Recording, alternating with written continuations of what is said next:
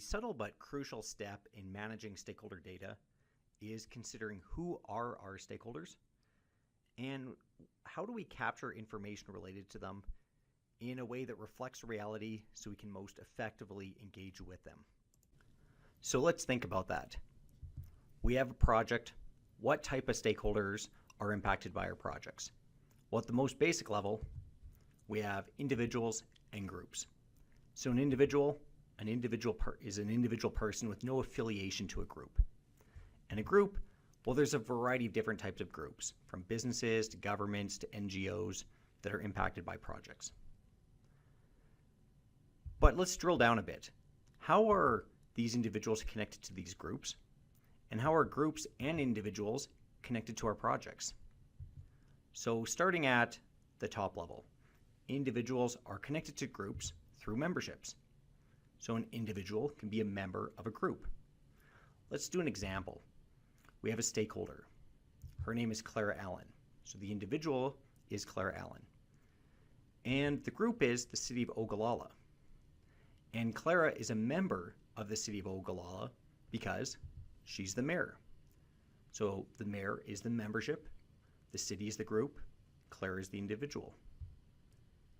So now let's think about, okay, we have three different types of stakeholders: individuals, members, and groups. What type of data do we have to capture around those three? Well, for starters, we need to know, how do we contact them? So if we think about the individual, what's their home address? What's their personal email address? When we think about the group, what is that group's headquarters address? What's City Hall's email? And when it comes to memberships, the easiest way to think about it is what would be on that business card. So the mayor's business card, we want to get the mayor's email address. So let's go back to Clara as an example. So her individual email address would be clara@hotmail.com. Her mayor's email address is unique. And then if we're contacting the City of Ogallala, they have their own email address. Now, we don't necessarily have to capture all three levels of contact details, and often it's important that we don't because of privacy legislation, but we need the option to. Because if we're sending an update on the project to the mayor, we don't want to send it to the general email box. We want to send it to the mayor's email address. Simultaneously, we probably don't need to capture the mayor's personal email and personal address unless our project is impacting her home.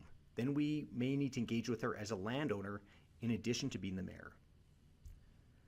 The next step is to consider, how are these three types of stakeholders related to our projects?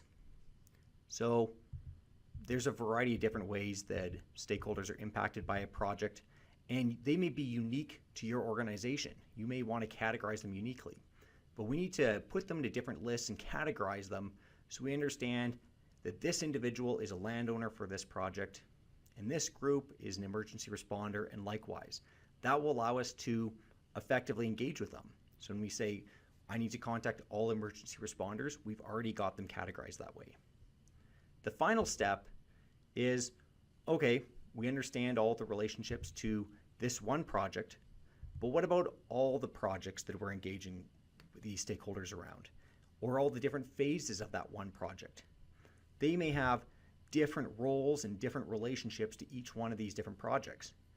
And when we engage with them, they don't see us as representing one phase of a project or see us representing one project. They see us as representing the organization who's responsible for all these projects. So the best example is if we go back to Clara and we have a wind turbine in her front yard and a wind turbine in her backyard, she's not going to want to talk about just one of them. She's going to want to talk about all of the impact that we're having on her home.